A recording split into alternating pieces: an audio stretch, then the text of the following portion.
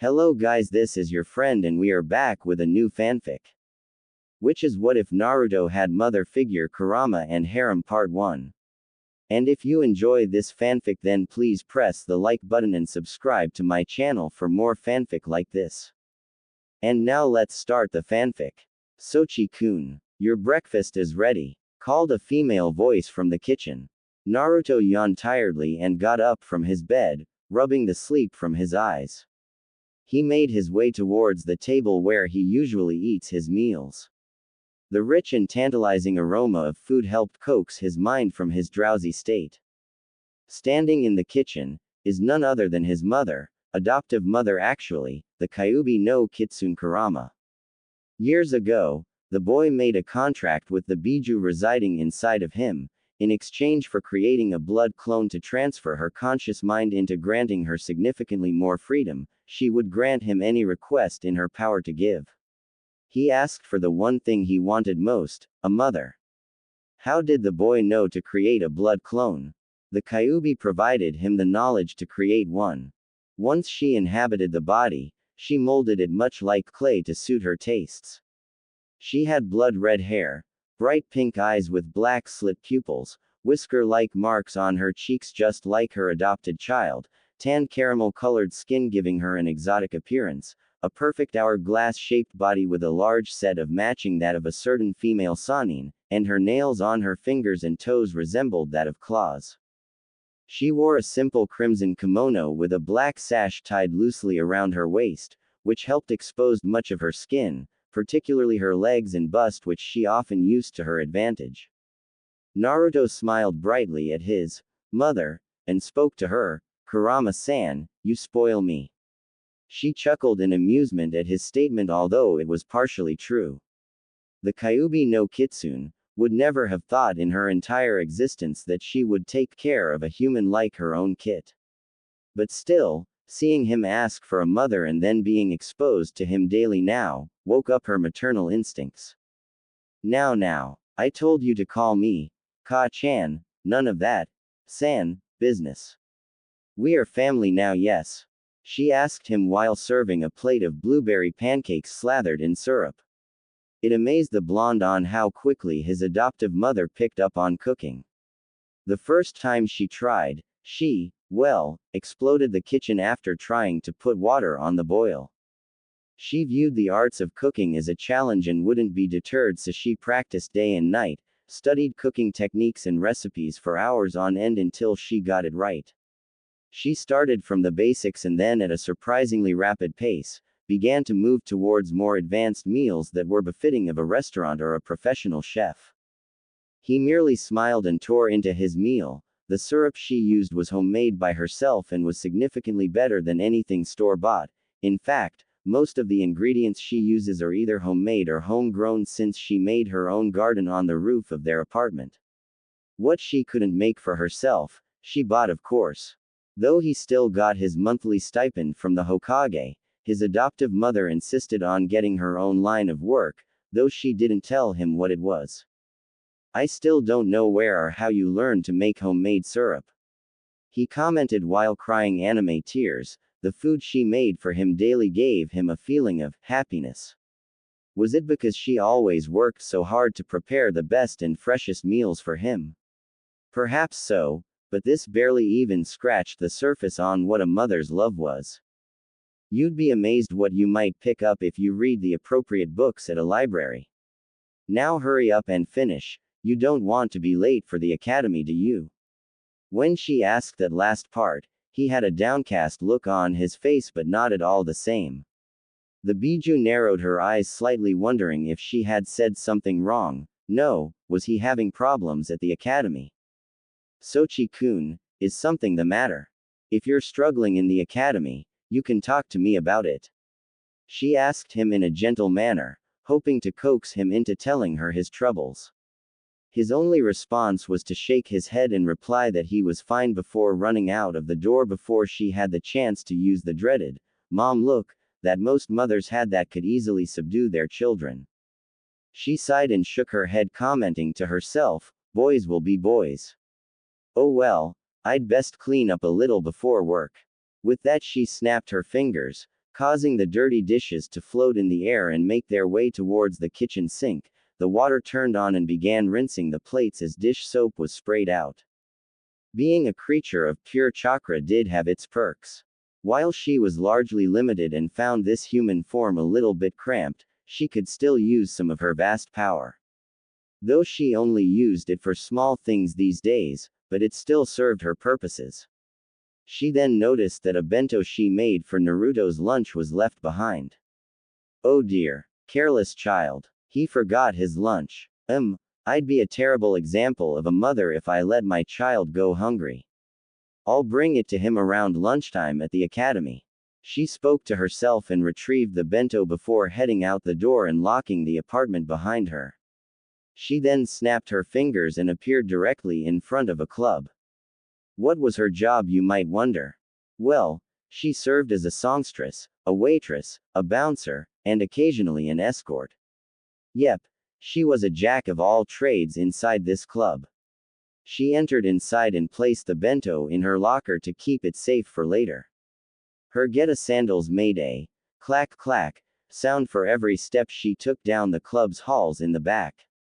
The owner of the club, one Madame Nuki, an attractive and well-aged woman in allegedly her 50s or so, enthusiastically greeted Kurama with a large smile. Ah, Kurama-san. As punctual as ever. This is a little embarrassing, but do you mind working as an escort? One of the ladies has a case of the flu and she needs a temporary replacement. The Kyuubi merely smiled at the owner and replied in a casual manner, but of course. I wouldn't mind. Work is still work. At the red-haired woman's response, Madame Nuki smiled and ushered the disguised Biju to a booth where she would meet her clients. Kurama sat down on the comfortable leather seat and pulled out a small case. She opened it with a click, revealing a multitude of cigarettes. She had recently taken up smoking, if only to dull her heightened sense of smell.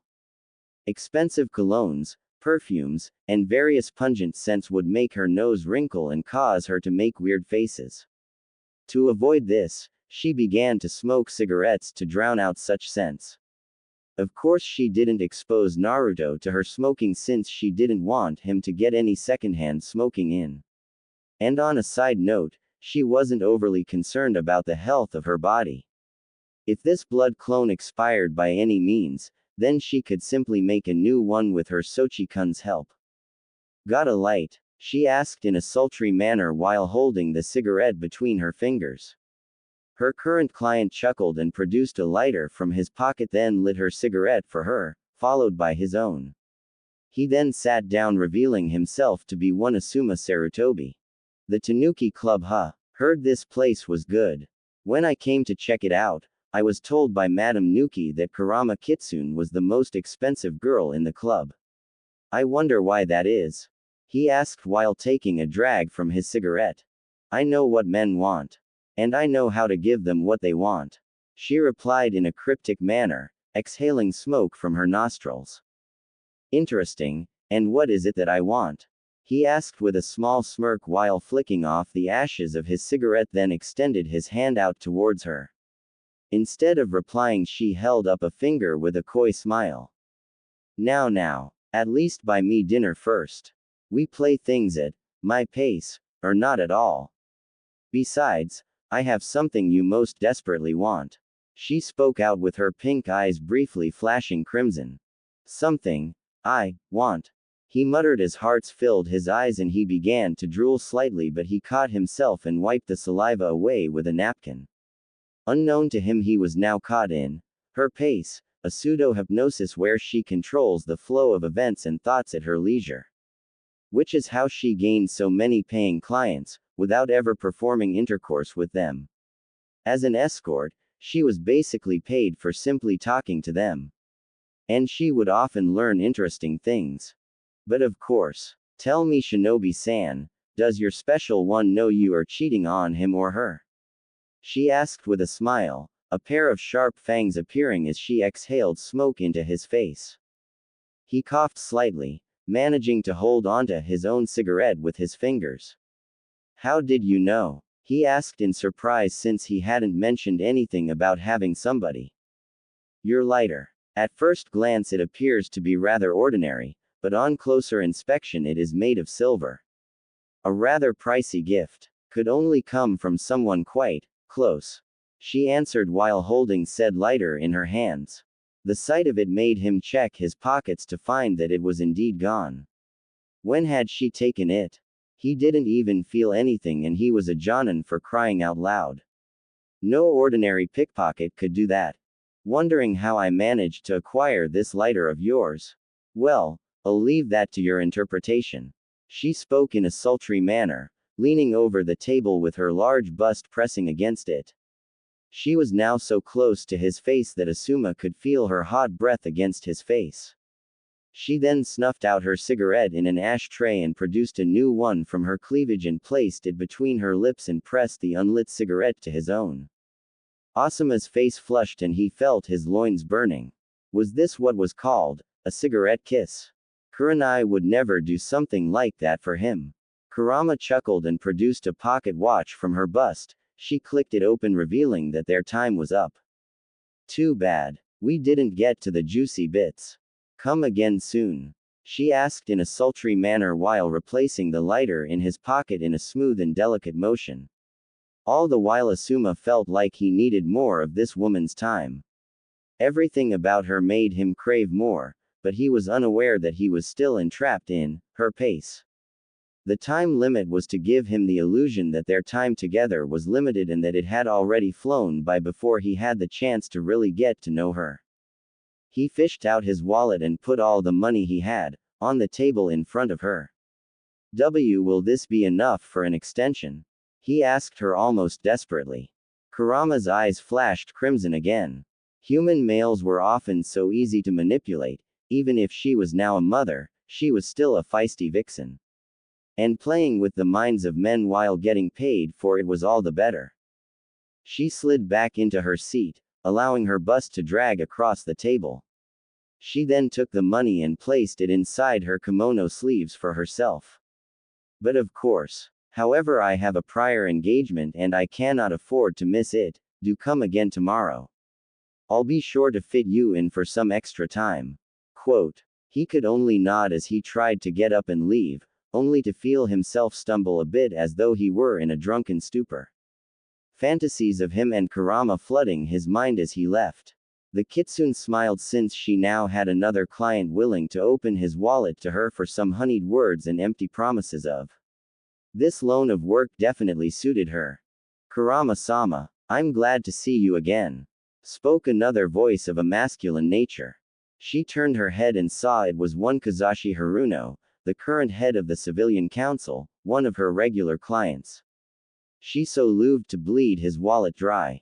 He has already spent hundreds of thousands of ryo just for some of her time. Although this time, he was carrying a bouquet of flowers. Kazashi-san, I don't recall our appointment being so early in the day. She commented in a coy manner to mask her irritation at his presence. She didn't want to be late to deliver her kit's lunch. And she had a decent idea what was coming. Her pace did have one downside to it. Yes, I know, I couldn't help myself, because I love you, Kurama-sama. I want you to be my wife. I'll leave Mebuki and we can get married. I can get started on the wedding preparations right away. He proclaimed while dropping down to one knee as he proposed to her. Kurama inwardly sighed since the one flaw of her pace made the victim more and more obsessed with her and would lose sense of free will with prolonged exposure to her pace. With enough time, the victim might not even be able to eat, sleep, bathe, or even use the restroom without her suggesting it. My apologies, Kazashi-san, but I must decline. My heart already belongs to another. She replied in a callous manner, not even caring if she shattered his heart. He was a good cash cow to exploit, but now he was useless to her. Fortunately, Konoha didn't have a shortage of men for her to play with and manipulate for her own gain. The pink-haired man growled in an almost feral manner and swiftly grabbed her arm. Despite the pain, she didn't resist. She expected him to lash out at her in some way. No one denies me, Kurama-sama. Not even you can. I know where you live, and who you live with. I know that you have taken the Kyuubi brat under your wing. One word from me, and I can make life completely unbearable for him. Now, I demand you be my wife before something happens to that little shit. He spoke in a malicious tone, his eyes filled with apparent madness. A low growl rumbled deep within the kitsune's throat. He dared to threaten her beloved Kit. The one thing she valued. If that were the case, then she would take everything from him. Kazashi, if you truly want me to be your wife, then prove it to me. She spoke in a sickly sweet tone, enrapturing him back into her pace. Prove it. How? I will do anything for you. He yelled out in an all too desperate tone of voice. The kitsune leaned in close and used her index finger to sensually trace Kazashi's lips, making him get weak in the knees, feeling at her very touch. You can prove it to me, by changing your will. If something unfortunate were to happen to you, then how would I be taken care of? Leave everything in your possession to me, and I shall be your bride. Oh, and as a dowry, you can take 100,000 ryo from your safe in your home and bring it directly to me. Don't tell your wife or child anything. I shall tell them myself once the arrangements of our wedding has been made. She spoke in a business-like manner, with an undertone of seduction. Her pink eyes flashing crimson once again. Of course. I can do all of that today. Where should I meet you to give you your dowry? He asked in an excited tone, absolutely giddy that he was going to be married to the one and only Kurama Kitsune. Meet me at the hot springs. They're doing a mixed bathing night, and I have it booked for all night long. She replied in a husky manner, making Kazashi turn a neon pink as he rushed out the door to fulfill her demands. Kurama smiled and held up a thick roll of cash that she had fished out of his pocket. Like taking candy from a baby. Pitiful fool. Fantasize about me all you like, Kazashi-san. I look forward to the face of despair you make when I break your blackened heart. She whispered to herself in a sadistic manner. She then took notice of the clock and saw it would soon be time for lunch at the academy. She would need to hurry if she wanted to get Naruto's bento to him. Madam Nuki, I'll be stepping out for a little while. I need to take my Sochi-kun's lunch to him. Ah, I nearly forgot, here is your cut of my earnings. Kurama spoke to her boss and handed over a percentage of the cash she acquired. The aged matrons widened to the point it seemed like they might pop out of their sockets as she yelped out, That much. For that amount, you can take the rest of the day off if you want. And I need to know, how do you earn so much from so few clients? The kitsune merely chuckled and answered with a devilish smile, simple, I keep them in my pace. I shall be back later. I need to earn as much as possible for my Sochi-kun's care and welfare after all. At that last statement, the matron looked ready to burst into tears at the love and affection the red-haired woman had for her child. She pulled a handkerchief from her sleeve and dabbed her watering eyes while waving goodbye to her best employee. Kurama wasted no time in retrieving her kit's lunch and walked towards the academy. As she walked down Konoha's streets, she remembered that Naruto's birthday was just around the corner. She would need to prepare a cake and find him a good present. She thought about giving him a generous amount of birthday money to spend on whatever he wanted. She frowned at herself, believing that it was too generic to just give him money alone. He deserved something extra special. Something that would show that she really put effort into finding him a great gift. She couldn't ask him since then he might see it coming. She wanted to surprise him. She wasn't sure about what kind of cake he might want either. Would he prefer chocolate, vanilla, or strawberry? Some other kind of flavor? She didn't know. She might be an exceptionally powerful and virtually unstoppable force of nature, even in this cramped blood clone, but she wasn't all-knowing. Her ears twitched slightly as she heard the sounds of muffled yapping. She turned her head slightly and saw a pet store, a bunch of puppies at the display window happily playing with each other, or sitting in front of the window and watching people walk by. Smiling at the adorable creatures, she snapped her clawed fingers, making several small bones appear for the puppies to chew on or play with. Suddenly an idea struck her. She could get her kid a pet. Something to keep him company whenever she wasn't around would be good for him. But no ordinary dog or cat would do, she needed something extra special. Ordinary isn't good enough for her kid after all. Deciding to keep this idea on file inside her mind, she continued onward towards the academy. She received the usual looks of men, and occasionally women, who found her attractive. Said onlookers who had their significant others with them would be quite loudly berated, making the kitsune chuckle in amusement. In all honesty, she still didn't care much for humans. But it wasn't the common folks' fault that she and her siblings were sealed away to be used as weapons. She could blame Hashirama for that one. Still, it didn't matter as much anymore. She is here and now, and her kid was the most important thing in her existence now. Come to think of it, he might need a nice girlfriend, or 10. He needed lots of love given his lonely childhood after all. Does she spoil him too much? Maybe so, but he did kind of deserve it. He didn't ask to be her container, and she couldn't hold him at fault for it. Especially not after he asked her to be his adoptive mother. She hadn't told him about his real parents yet, nor did she know how to tell him, much less when. Was there even a good time to tell him the truth? She didn't know. Perhaps she would just know. In her opinion, human emotions were both foreign and complex to her, especially since she had repeatedly attempted to sever off all contact with humans. Though that was now moot. She should have done what she was doing now, hiding in plain sight amongst the humans. Her musing was interrupted when she finally reached the academy, with minutes to spare no less. Her ears twitched as she heard the sounds of grunting and blows landing. Raising an eyebrow in curiosity, she hopped on top of the wall surrounding the academy grounds.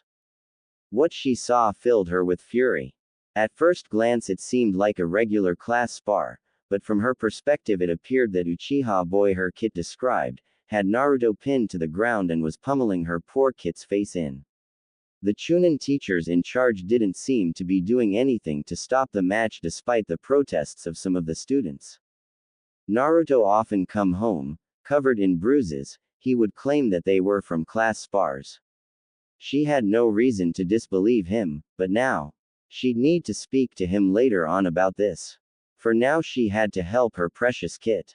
In a blur of motion, she appeared behind Sasuke and grabbed his drawn back fist before he could land another blow. She didn't bother to mask her killing intent. She wanted nothing more to tear the Uchiha limb from limb. However, her rational mind knew that would cause more problems than it would solve, at this time. Sasuke Uchiha, yes, would you kindly stop beating my child? She asked with a sickly sweet grin, her intent to kill being so strong the Uchiha had a vision of his arm being torn out of its socket. Fearing for his life and limb, he relented and held up his free hand in surrender. Who are you? And did you just call Naruto your child? Asked a certain scarred Chunin in utter disbelief. Unable to imagine the orphaned Naruto ever having a mother. In the background the entire class stood slack-jawed. If this was Naruto's mother, he was one lucky bastard. But of course, I apologize for the interruption, but I couldn't help myself since I saw my Sochi-kun getting beaten so harshly. Allow me to introduce myself. I am Kurama Kitsune, Naruto's adoptive mother. Here's my card, teacher-san. She replied and slipped her business card from the Tanuki Club into Iruka's pocket with a small wink, making the Chunin blush at her dignified albeit sultry demeanor. On the ground, Naruto was looking up at the kitsune with tears welling up in his eyes. She always worked so hard to be a good mother to him, so he didn't want to burden her further with his own problems at school.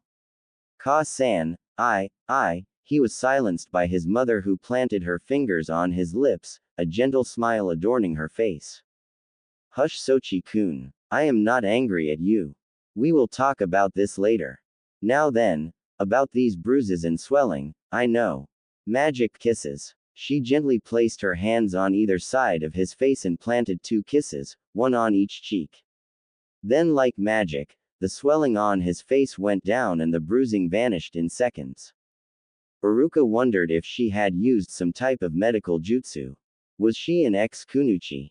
He couldn't tell at this time. His musing was broken when he discovered that Kurama's face was just centimeters from his, her bright pink eyes boring into him, making him reel back in surprise. She tilted her head slightly and spoke in an even tone, "Teacher-san. I am curious on why you didn't stop the match when it was obvious Naruto-kun couldn't fight back or defend himself properly."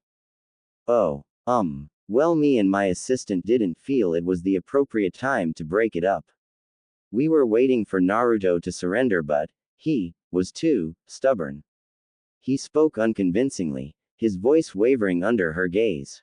"Is that so? I find that to be a rather poor excuse. In fact, I am now quite concerned about the quality of the learning environment my child is in. I demand you allow me to observe the rest of your classes to ensure that my little boy is receiving the best available education. If you refuse me, then I shall file and report an official complaint to Hokage-sama about possible negligence or teachers that can't perform their jobs." She spoke in a way that said she wouldn't take no for an answer. Both Mizuki and Iruka sweated nervously. Should they let her in? If they refused, then the Hokage getting involved could be even worse for them. Besides, they were Chunin and she wasn't even a real kunoichi. What could she possibly do? "As you wish, Kurama-san." The scarred Chunin answered her in a defeated tone. Nodding in acceptance, the kitsune discreetly created a shadow clone to work in her place at the club until her business here was finished. "Very good. You may continue as normal. Just ignore my presence. I promise not to interfere unless I see certain inconsistencies." She spoke with a mirthless smile, sending shivers down the academy techers' spines. With that said and done, they ushered the students inside and announced that there would be an exam. One by one the students filed into the classroom and took their seats. Kurama herself followed the Chunin teachers rather closely, then she took one of the chairs meant for the Chunin, which so happened to belong to Mizuki. "Kurama-san. That's my seat." Mizuki spoke in dismay. Then he blushed as Kurama crossed her legs and removed her geta sandals, her hand running along her smooth caramel-colored skin. She flexed her clawed toes for a moment, then gave a light-hearted chuckle. "So it is, Teacher-san. It might be impertinent of me, but you wouldn't allow a lady to sit on the floor, would you?" She asked in a husky manner, her tongue slowly gliding across her own lips. The silver-haired Chunin had hearts in his eyes, unable to resist this woman's charms. Inwardly, Kurama was laughing at these imbeciles since she didn't even need to put them in her pace to get her way. She then smiled and spoke in a sultry manner, "Teacher-san. Could you perchance get me something cool to drink? I am quite parched after being out in the sun." At that, Mizuki dashed out of the classroom to hunt down the nearest vending machine to acquire a beverage for the red-haired woman. Iruka, however, groaned, knowing this woman was going to be a distraction. Her constant allure and seductive demeanor definitely showed the kind of parentage that Naruto was receiving. Trying to distract himself, he began to pass out exam sheets to the students, each one marked with said student's name in advance. Finally, he was about to hand over a paper to Naruto, only to find it replaced with a sheet of paper with a smiley face doodled onto it. "Pardon my asking, but would you care to explain why my Sochi-kun's exam sheet has a genjutsu on it?" asked the voice of Kurama, holding up the exam sheet with an overly sweet smile belying the venom coating her words. "When, how?" The scarred Chunin fumbled over his words, wondering how she stole the paper from under his nose. "I detected the presence of chakra in your little stack of paper, so I decided to investigate, and I find a genjutsu placed over my child's exam. I trust there is a reason for this, yes?" she asked again, her eyes holding a sharp edge to them. In the background, the various students were whispering amongst themselves. It was no secret that Iruka never liked Naruto, but putting a genjutsu on his test. That was just low. Oh, of course. The genjutsu is a test in itself, to see if he can identify and dispel a genjutsu. The Chunin attempted to lie through his teeth. The Kitsune, however, being a natural trickster and manipulator, wasn't convinced in the slightest. Really? You, girl, did either of your senseis teach your class about detecting and/or dispelling genjutsu? She asked while pointing at Ino Yamanaka. The clan heiress glanced at her sensei, then replied in a bitter tone, due to her now questioning Iruka's ability to teach. He taught us the basic principles on genjutsu and the theory behind them. But practically, he never taught us to spot or dispel them. Is that so? If that's the case, then why give Naruto-kun a test? He clearly wasn't prepared for him. The Kitsune asked with sadistic glee, obviously enjoying herself as Iruka is unable to form an appropriate response. He pales to the similar complexion of a certain Sanin, and drops the exam papers in his hands. When they fell to the floor, one of them appeared at Kurama's feet. And it was marked, for Sasuke. Raising an eyebrow in curiosity, she noticed that this one was different from the rest. She picked it up and looked it over for a moment, her sadistic smile widened even further as she asked, Teacher-san. Sasuke Uchiha is allegedly the Rookie of the Year candidate, yes? Then explain to me why his exam is in a simplified form with nothing but multiple choice questions. At her question, the Chunin felt the sudden urge to relieve himself. The hell? Let me see that. One Kiba Inuzuka shouted, wanting to see for himself if it was true. Without question, the Kitsune allowed him to see the simplified exam. After a few moments, the dog boy yelled out to the class and confirmed it to be true. The students whispered amongst themselves, was Sasuke's alleged greatness and talent, was most of it fabricated? They all looked towards Sasuke, but his back was facing the class, which prevented them from seeing his face. But inwardly, the Uchiha was seething that this woman was interfering in his business.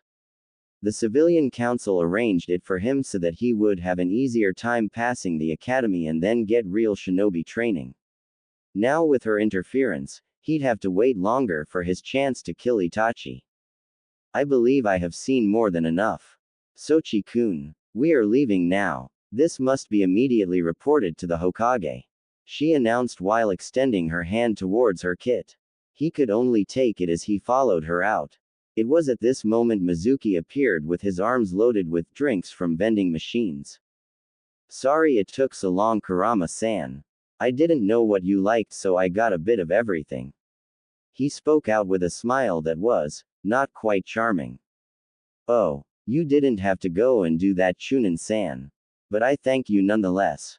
She replied while snatching out a bottle of soda, and handed it over to her kit, then she grabbed some bottled tea for herself.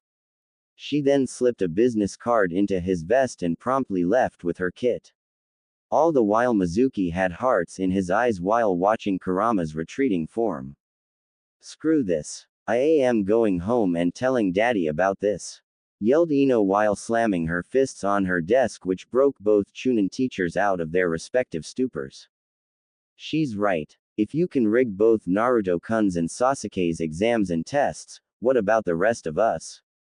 How can we trust you both as teachers now? Hinata spoke up with a small frown. Many of the students agreed with this line of thought and promptly left the classroom before either Iruka or Mizuki had registered what happened. Did I miss something? Was the only intelligent thing that Mizuki found himself able to say. Iruka, however, didn't budge from his spot. He was now ruined. Later. Hokage's office. So you're Naruto-kun's mother, He told me he had been adopted, but I thought that some of the things he told me about you were exaggerated. The Hokage spoke while looking over Sasuke's exam sheet.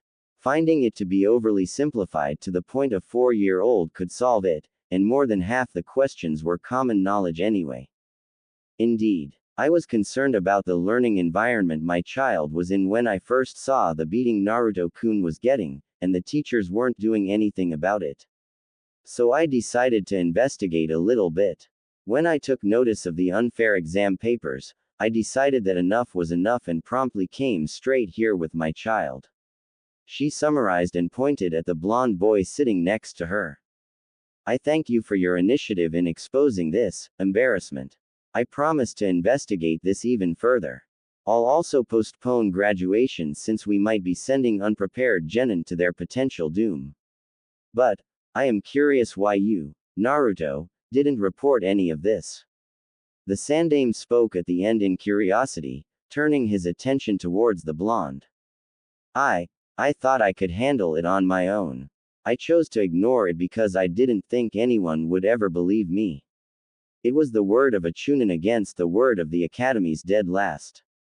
Who would you believe? At his statement, the kitsune flicked him on the head, making him yelp in pain and slap a hand over the stinging red mark now on his forehead. Naruto. Ignoring a problem isn't the same as solving it. This is why you have me around now. If anything is bothering you, anything at all, don't hesitate to come to me about it. I'll always be there to help you. That's one of the many reasons you wanted a mother, yes. Then don't even worry about being a burden to me and just ask. Okay. She spoke in a reassuring tone and scooped him up into a warm hug. The Sandame smiled at this. It seemed the boy finally found a loving and nurturing mother whom accepted the boy for what he was. He was sure that Kushina would approve of this Kurama kitsune, even if he felt something slightly off about her. Where was she even from? From her skin tone she might come from Suna or Kumo. But he wasn't sure. Didn't matter though, since it was clear she truly loved Naruto. Thank you for the assistance. You may both go home now. The Hokage spoke with a small smile, deciding now would be a good time to make preparations for a proper investigation into the academy and its staff. With a nod, both Naruto and Kurama left to their apartment. When they arrived, Kurama set her kid on the couch and spoke to him. Sorry Naruto-kun. But I have important business tonight that cannot afford to wait. And I can't send a shadow clone to go in my stead either. I'll arrange for a babysitter so you won't be alone. With a smile she walked over towards the phone and began to dial a number. Oi, I'm too old to have a damn babysitter. I was taking care of myself before even you showed up. He yelled in protest, feeling slightly offended that she believed he needed a babysitter. She smiled in a coy manner and replied, call it a precaution. And I think you'll like this one. She waited a few seconds as the phone rang before the person on the other end picked up and answered. Kurama replied to the individual she was calling, Hi. It's me, Kurama. I apologize that this is such short notice, but would you come by and keep my Sochi-kun company? You will. Excellent. What's that? Sure. Spoil him all you want. Thanks very much. With that done she hanged up the phone and snapped her fingers, creating a crimson two-piece bathing suit from thin air. Where you going with that? He asked with a raised eyebrow, unaware of Kurama's plot against Kazashi. I have business at the hot springs. The kind of business that could set us up for life, Sochi-kun. Try not to worry about it. She replied and slipped the bathing suit into the sleeves of her kimono. Ka-chan, can I ask you something? The blonde spoke with a slightly saddened expression on his face. She saw the downcast look and gently rubbed his scalp, her pink eyes showing nothing but kindness and love to him. Ask me anything you want, Naruto-kun. As your mother, I'll always help you. What might be on your mind? She asked with a kind smile, all the while wondering what was wrong with him. One of three things came to mind. He had already gone through puberty and she had already given him the talk, so he might have a girlfriend in mind and wants to ask her advice. He might be wondering about his real parents or where he came from. And finally, he was finally going to ask why she attacked Konoha on the night of his birth. I was wondering if I could have a sister. He replied while scratching the back of his head. Kurama was caught off guard by such a request. Did I hear you correctly? Why would you want a sister? She asked him, hoping to better understand this newfound desire. She hadn't expected him to ask for something like that. Yeah, you heard me right. Thing is, I kind of want to know what it's like to have a sister. Hinata told me a little bit about hers, so, well, now I can't stop thinking about what it might be like to have one. To play with her, laugh with her, cry with her, train with her, and so on. I know it's crazy and all, and I appreciate everything you do for me. I guess I'm just being a little selfish. He spoke in a sheepish manner.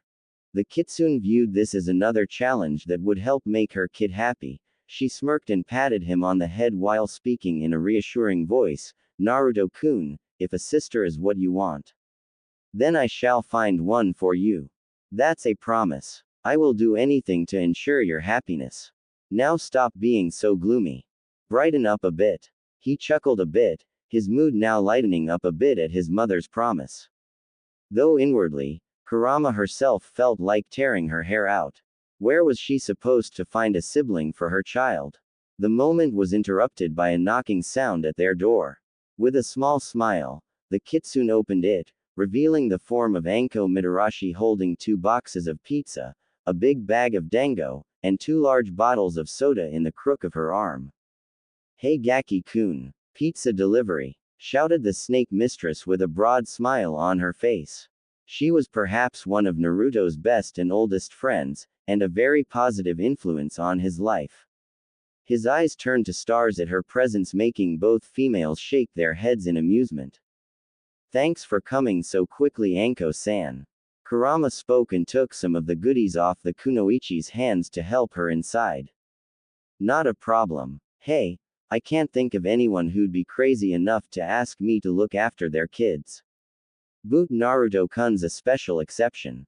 She spoke and hugged the whiskered teen, his face now pressed against her bust. How much will I owe you when I return? The kitsune asked and placed the food on the kitchen counter for the 2 troublemakers to consume. This one's on the house. Me and the Gaki will be having ourselves a little party. The snake mistress replied while opening a bottle of soda for herself and Naruto to drink from. The kitsune nodded in appreciation and was about to give off a set of instructions, but the purple-haired kunoichi beat her to the punch by speaking, yeah, I know. In bed by 10, no horror movies that will give him nightmares, and no dirty games until he graduates. The kitsune nodded in approval and took her leave, allowing both Naruto and Anko to gorge themselves and party the night away.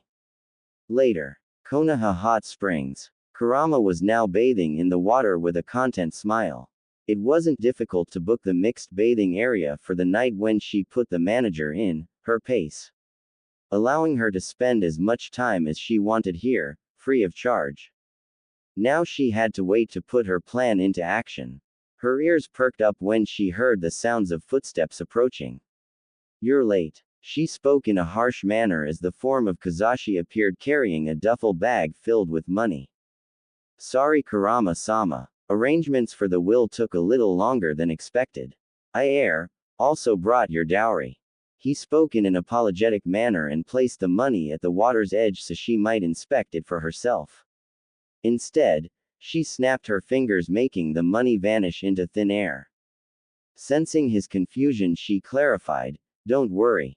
I sent the money someplace else. Now, forget everything about bringing me that dowry, conditions of my marrying you, and blackmailing me to marry you. She commanded, putting him in her pace. Once again, a dopey look formed on Kazashi as the memories faded out of his mind. He then shook his head to clear up his daze and dropped to one knee, about to propose to her with a large diamond ring, but before he could even get a word in, he was stabbed in the throat by an unknown assailant. The kitsune feigned a look of shock as he looked up at her in confusion. But inwardly, she was smiling as the pink-haired man died in front of her. This was his punishment for threatening her kid after all. The masked killer withdrew the blade from the council member's throat, then turned his attention towards her. He cackled slightly as he lunged at her with his katana at the ready. He stabbed her in the gut, only to hit nothing but air. He had attacked an after image. He looked around frantically for her and felt something pierce through the side of his skull. My thanks for your services, Assassin-san. They are no longer required now. She spoke and extended one of her claw-like nails into his skull. Then she stirred her nail around inside his skull, essentially eviscerating his brain to prevent the Yamanakas from scanning his memories. Now everything was in place. She just needed to call the authorities and play the victim that managed to kill the assassin in self-defense. Then, they would trace everything back to where she intends it to be, Mebuki Haruno. She would be the scapegoat, unless she agreed to some conditions. But that would have to be for later. A mother's work is never done. She whispered to herself, then began screaming hysterically for help, alerting the remaining staff. The next morning, Naruto woke up, and yawned tiredly. He and Anko partied hard last night. They did everything from karaoke, dancing, some contest involving kissing which according to Anko, didn't count as a dirty game, much to his amusement. He sincerely hoped that she would be his sensei in the future. He sniffed the air and smelled food. But it didn't smell like Kurama's usual cooking. He got up and found Anko in the kitchen cooking up some eggs and bacon, morning gaki. Figured I'd cook up some breakfast for you. She spoke with a cheery tone of voice. Hey, you my waifu or something? He asked in amusement and sat at the table, waiting patiently for the meal. A knock came from the door, prompting the kunoichi to ask her charge to answer it. He nodded and opened the door. He found it a little odd though. It couldn't be his mother since she had a key. Who would be knocking this early in the morning? He opened it, revealing the form of a purple-haired Anbu wearing a Neko mask. She knelt down to meet him at eye level and spoke in a professional, while at the same time gentle voice, Naruto, your mother was attacked last night. She is unharmed but is now being questioned about the incident. She should be home in a few hours so don't worry.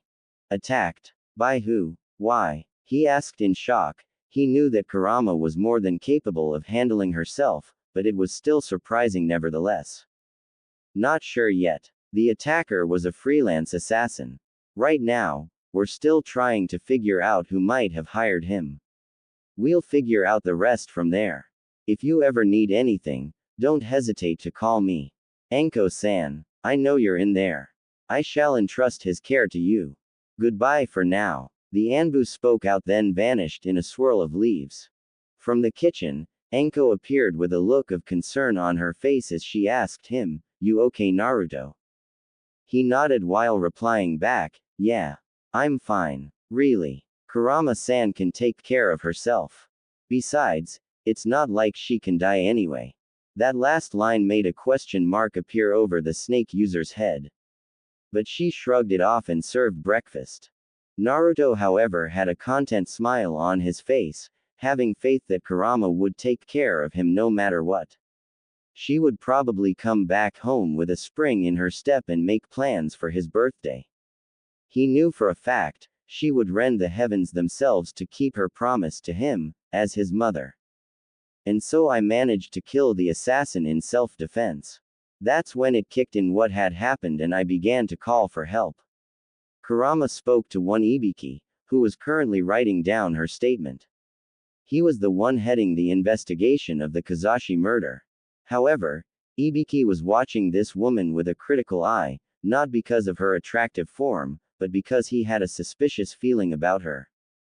From what little information they had on her, aside from some adoption papers for one Naruto Uzumaki, a job at the Tanuki Club, and her most recent exposé on the academy, she was practically a ghost. It was almost like she just stepped into existence. People like that always have something to hide. Especially if they're written into someone's will, within the same day as that someone ends up dead. What was your relationship with the victim? The T&I expert asked in a professional manner. Though he kept a close eye on her for any signs of lying. He was a regular client of mine. Most unfortunately, he became obsessed with me. She answered him in a solemn tone. The Jonin, however, still had a feeling that she was more involved than what she was saying. He didn't like it when people held something back. He was about to question her further, but an Anbu came in and whispered something into his ear. His eyes widened slightly from the news. While going through the assassin's belongings, a note had been found, promising the payment of 100,000 ryo for the killing of both Kazashi and his mistress. The meeting place for when the job was done was by the memorial stone at Training Ground 7. If they hurried, then they might catch whoever hired the. While he was hesitant to let this Kurama woman go, he had no real reason to detain her further at this time. Something just came up. You may go now, he announced in a gruff manner. The kitsune slowly rose from her seat and thanked Ibiki for his service before walking out. All the while, Ibiki was hating that smugness of hers. He felt like she was taunting him and he knew it. But for now he would have to swallow his pride and continue with the investigation until more evidence appeared. Minutes later. Let's see. Naruto-kun's birthday is only a few days away. I need to find him a cute pet or two. And a sister. Would he prefer younger or older? He didn't specify. Kurama muttered to herself in slight dismay. But she wouldn't even think of giving up before she even started. Because now was a perfect opportunity to show her kid what a good mother she was. She thought on how she was going to acquire a sister for him. She couldn't just go to an orphanage and pick some random girl. She needed to get something special and unique for him, just like his pets. She would also need to bake a cake as well. No birthday would be complete without cake. If she couldn't decide on a flavor for him, then she would make a 3-layered Neapolitan. Strawberry, vanilla and chocolate. That could work out rather nicely. She arrived at her apartment and opened the door. She was pleased to see both Naruto and Anko cleaned up after themselves, since she half expected the place to look like a hurricane had torn through. She noticed a piece of paper stuck to the refrigerator by a magnet.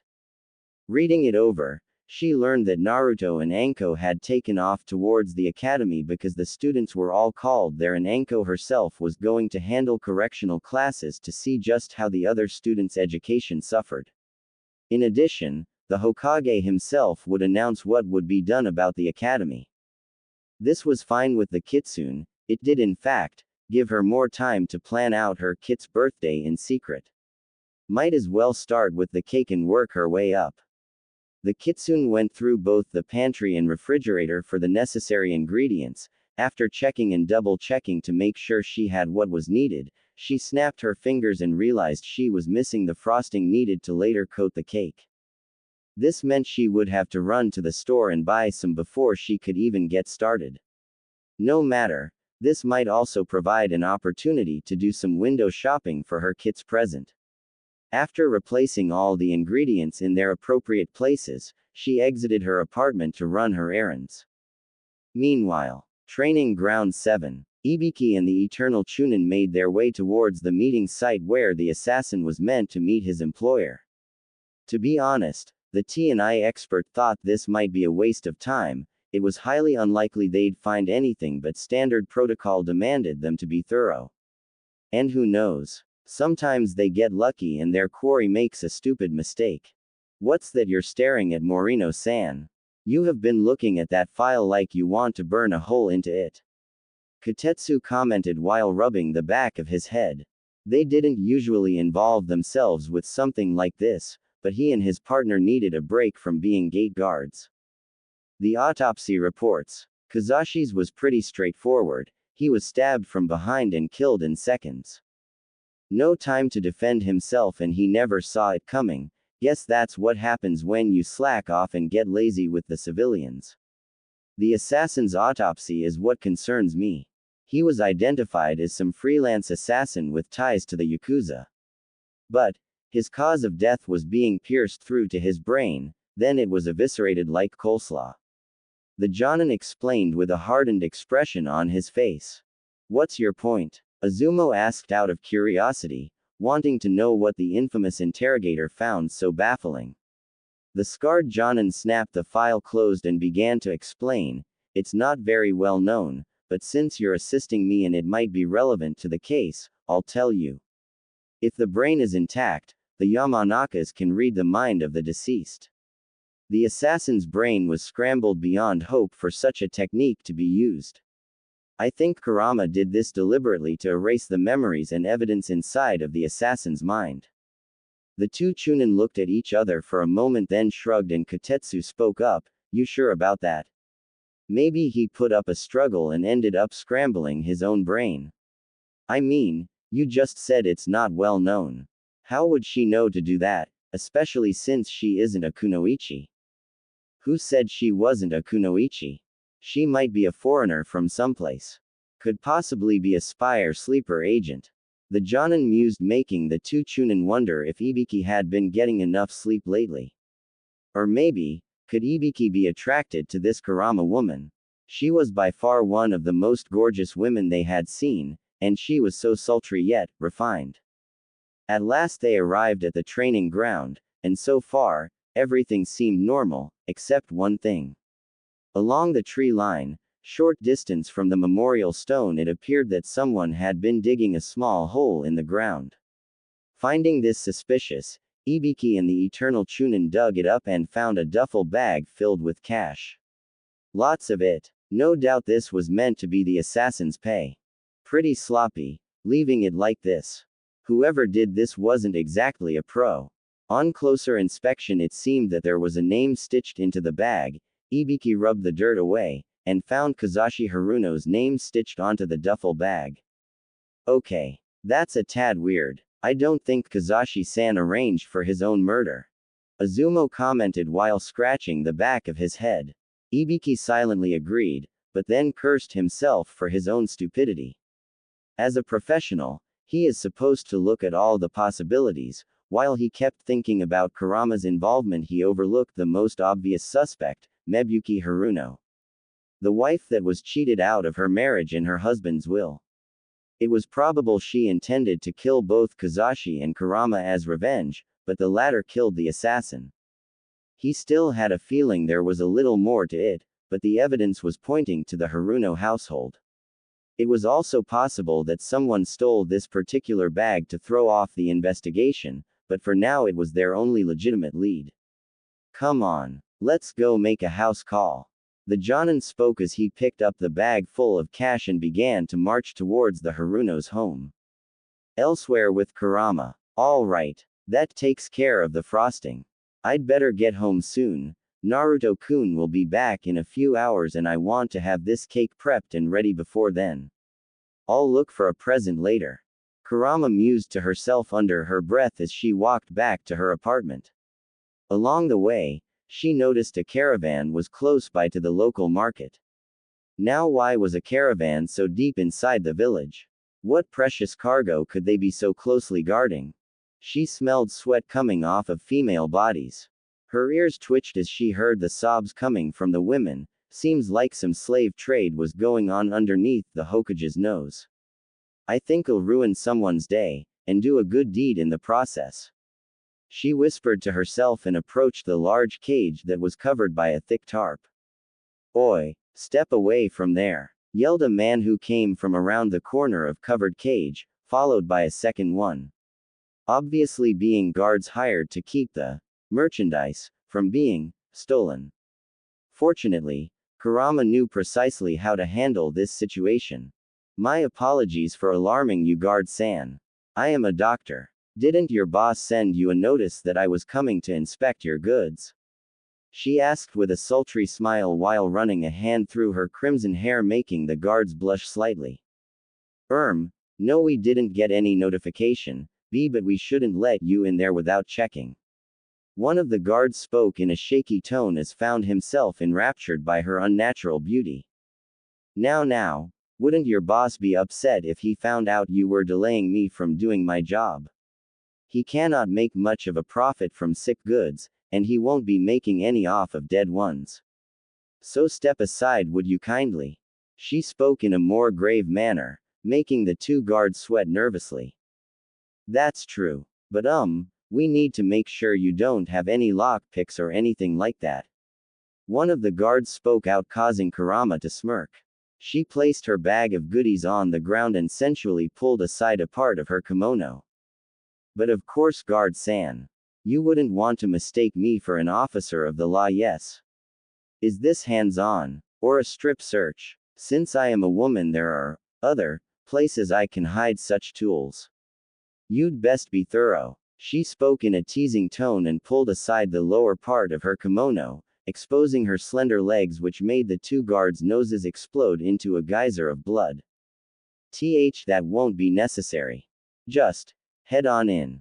One of the guards spoke, since this woman was proving to be more woman than they could possibly handle. And they didn't want to die of blood loss just yet. My thanks, gentlemen. This shouldn't take terribly long. She replied before readjusting her kimono back into place, then entered inside the slave pen. Inside were numerous females, all chained up, their bodies covered in filth. Their hair was greasy and looked like it hadn't been washed or groomed in weeks. Many of them had cuts and bruises along with whip marks on their bodies. Afternoon, ladies. I shall be your friendly neighborhood helper. With that said, she snapped her fingers, causing their chains to snap apart, giving them the opportunity to escape and flee for their lives. Huh, what was that noise? One of the guards asked as he entered inside, only to be pierced in the head by one of Kurama's claws. Tisk tisk. So gullible. So very gullible. Humans like you are just trash. She spoke in a malicious manner before sending a bit of her yokai into his brain, which caused his head to explode like a water balloon filled with tomato soup. His partner entered in close behind and wet himself at the sight. Boo! Was all the kitsune said, which made the remaining guard's heart leap inside of his chest before she sliced his throat open with her claws. Upon seeing the guards dead, the various slaves immediately made a break for it to alert the authorities on the identity of their captor and hopefully return home. One, however, remained behind. Not in any rush, I see. You look much healthier than the others. You also have some rather lean muscle on you despite your rather curvaceous frame. A kunoichi, perhaps? Kurama asked when she saw the much healthier state of this woman compared to the others. Correct. My name is Samui ni Tokubetsu Jonin from Kumo.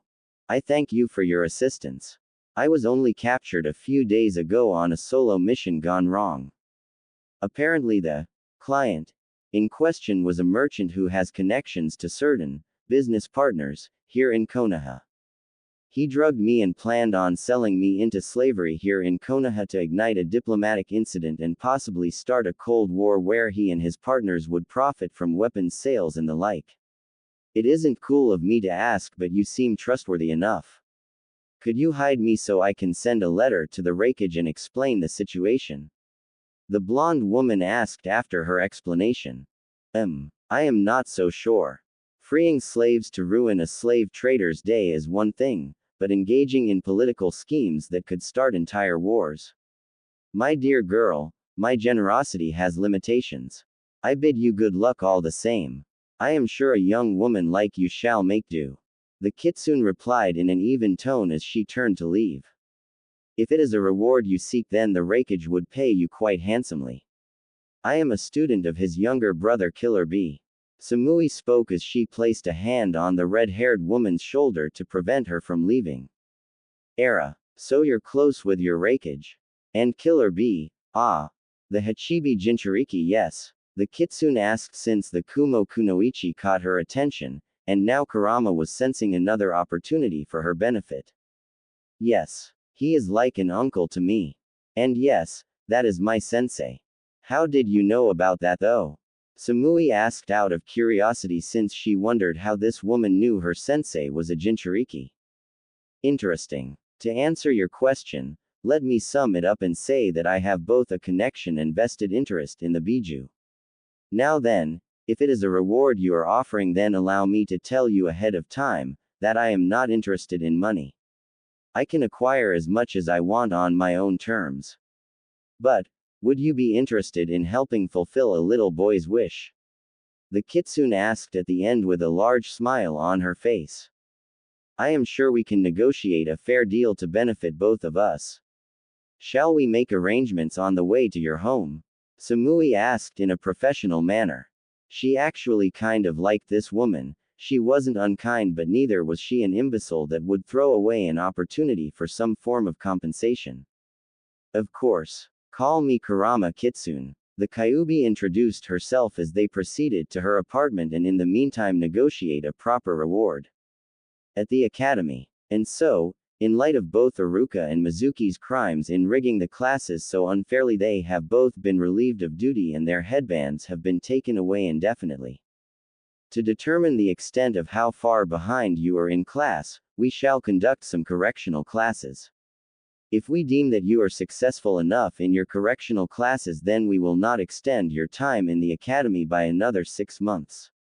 Anko Mitarashi shall be conducting the classes to establish discipline and ensure you are learning without needless distraction.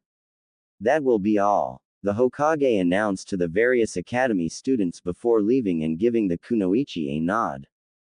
Some grumbled in dismay while others whispered amongst themselves about the former Chunin's fates.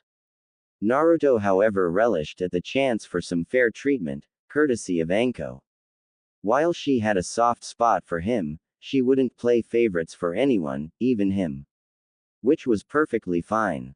Once Anko was good and ready, she started passing around some exam sheets for the students to work on. This time, it was assured that every single one was the same. The students began scribbling away at their papers, Naruto included, who had a deep smile of confidence on his face. He turned and noticed Sasuke was furiously scribbling at his paper and occasionally scratching his head. Had the Uchiha been relying so much on his rigged exams and tests that he neglected to actually study? Shrugging his shoulders, he continued to focus on his own exam. He couldn't help but notice that Anko was giving him looks of encouragement and occasionally a smile as she walked about the students' desks to ensure none of them were cheating or slipping notes to one another. Sasuke, however, took notice of the looks that the dead last was receiving from the purple-haired Jonin. "Oi, woman. You are actually helping the Dobi, aren't you?" the self-proclaimed Avenger asked as he gripped his pencil. The Tokubetsu Jonin raised an eyebrow as she slowly turned around. A look of annoyance on her face as she replied, "Hey. I might have a real big soft spot for Naruto-kun, but I'm actually doing anything to help him, much less let him cheat. His exam paper is the same as everyone else's. Don't believe me? Then you can go ahead and take a look. Now either shut up and get back to work, or go wait outside." The Uchiha didn't take that well at all. His pencil snapped under the pressure of his grip. When both Iruka and Mizuki were in charge, their help was quite welcome since it would have gotten him out of the academy faster, and into the hands of a Jonin sensei who could start teaching him jutsu to kill Itachi. The self-proclaimed Avenger pointed at Naruto and yelled, "This is all your fault, Dobi. If it wasn't for your bitch of a mother, then I would have graduated by now instead of slumming it here with you losers." Naruto slammed his hands against his desk and abruptly rose from his seat, nearly knocking it over. The blonde had fire in his eyes and he felt a very powerful urge to hit the Uchiha for insulting Kurama, but then he took in a deep breath and sighed. He continued glaring at the Avenger but spoke in a measured tone, "You know what, Sasuke? Take your balls out of your purse and grow the fuck up. You're not that special." The entire class was stunned by what Naruto said. They half expected him to hit the Uchiha or have a childish outburst. Anko, however, knew that Naruto was finally standing up for himself and at the same time, proved that he was the bigger man. "What?" was Sasuke's only reply. He too was unable to comprehend what the whiskered teen said. All of a sudden, the Uchiha felt like he was shrinking underneath everyone's gaze. "You heard me. You're not all that special. Wah wah wah. My name is Sasuke Uchiha.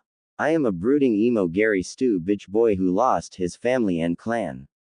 So now I'm gonna get all broody and have a tantrum whenever I don't get my way. Sasuke, get over yourself and grow up. Yes, you lost your clan. Yes, you lost your family. Yes, they deserve justice for what happened. But you don't have to be to everybody about it. And you don't have to isolate yourself from everyone. You wanna be successful in your self-imposed mission to avenge them. Take some goddamn responsibility for your life and try actually making something of yourself. But you won't do that. You're gonna take whatever comes easiest to you. You want power, right? Here's a tip. Anyone that relies on power that isn't their own is a coward and a weakling. Sasuke, you're the real loser here. And you always blame others for your own failures and incompetence. You're just pathetic. When Naruto finished his rant, he slumped into his inside. His face flushed from anger and from using up a large amount of oxygen in his rant. A clapping sound suddenly came from the back of the class, revealing it to be Hinata, who was applauding her crush for putting the Uchiha in his place. She was then joined by Shino, Kiba, Shikamaru and Choji until the entire classroom got on their feet and gave Naruto a standing ovation. Even Sasuke's fangirls were moved by Naruto's words and joined in. The whiskered teen blushed at the praise and adjusted his collar. He didn't feel all that special right now. He just said what he felt since he couldn't stand Sasuke's attitude anymore. The Uchiha felt a burning anger well up in his chest. The Dobi's words touching and poking at every single soft spot in his ego. Then, like any other self-destructive Uchiha who was controlled by either impulse or greed, he resorted to violence. He grabbed his chair and threw it at the blonde, which sailed through the air, resulting in one of the chair legs hitting the whiskered teen on the head.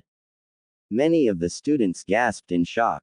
Most didn't fully register what had happened until Sakura screamed out, who was sitting next to Naruto at the time, and managed to catch him as he fell to the floor. Anko, however, roared in anger and jumped on Sasuke, immediately pummeling him with her fist. Again and again she punched the Avenger until his face turned black and blue, and a number of his teeth had either loosed in his mouth or popped out entirely. Hot tears welled up in her eyes since she couldn't stand the thought of Naruto getting hurt, or worse. If anything ever happened to him, she would punish the perpetrator tenfold. Anko-sensei. Naruto is bleeding. Sakura screamed as she cradled Naruto's head in her lap. Both Ino and Hinata were sitting next to the injured blonde. The Hyuga ripped off her jacket and used it to apply pressure and stop the bleeding from his head. Is he breathing? I can't tell if his neck is broken. Ino yelled as she tried to check if Naruto's neck was broken or not. The snake user growled out and yelled in a commanding tone, "Somebody get a goddamn doctor." Her yell prompting several students to rush out to fulfill the Jonin's order. Anko looked down at the Uchiha who was fading in and out of consciousness and growled out, "Come hell or high water, even if I have to become a missing nin, I will see you pay for this." Meanwhile, Kurama and Naruto's apartment. Wait, let me get this straight one more time. You want me to be your adopted son's big sister?